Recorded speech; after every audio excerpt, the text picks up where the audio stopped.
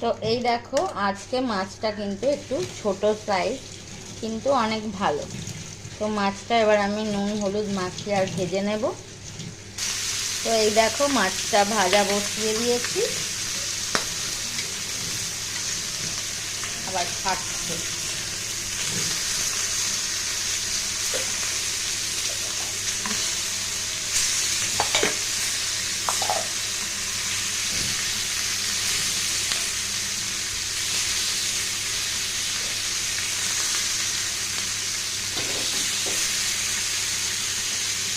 তো এই দেখো মাছ ভাজা হয়ে গেছে, আমার কড়ার মধ্যে মনে হয় অন্ধকার দেখাচ্ছে। তো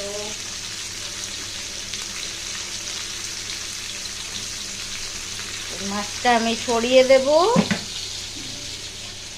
দিয়ে আর এই ঝোলটা এখানে দিয়ে দেব।